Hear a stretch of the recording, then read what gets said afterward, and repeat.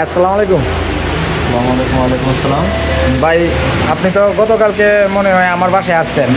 Japan আসছেন কবে আপনি? তখন আসছে 26 তারিখ সকালে। 26 তারিখ সকালে। নার্জেল বিডি কি আপনার দুইটি ছিল? হ্যাঁ, দিতে এসেছি। জাপান কীরকম লাগতেছে আপনার কাছে এখন?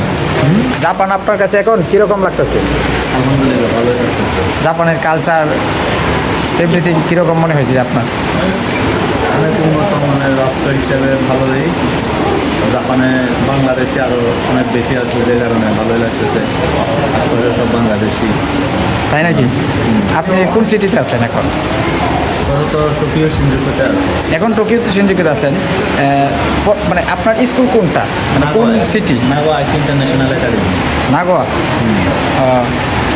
পরবর্তীতে যারা জাপানে আসবে তাদের জন্য কোনো মেসেজ কি আছে আপনার কাছে? হ্যাঁ, অবশ্যই।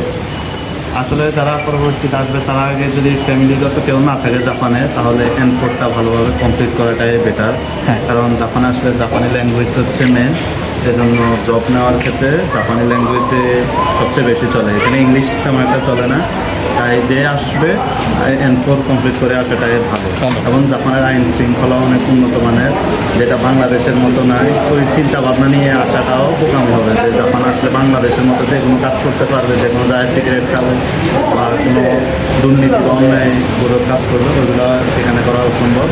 তাই যারা পরবর্তীতে আসবে তারা এনফোর কমপ্লিট করবে এবং ভালো একটা মানে মাইন্ড সেট আপ করে জাপান আসাটাই বেটার হবে আমি মনে করি।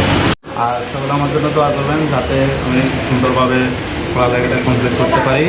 আশা আছে এখানে অর্থনীতি নিয়ে পড়ার এবং ভালো একটা জব করার জন্য সবাই দোয়া করবেন যাতে আমার ভালো একটা জব হয়। এটাই আপনাদের কাছে আশা রইল। আল্লাহ হাফেজ।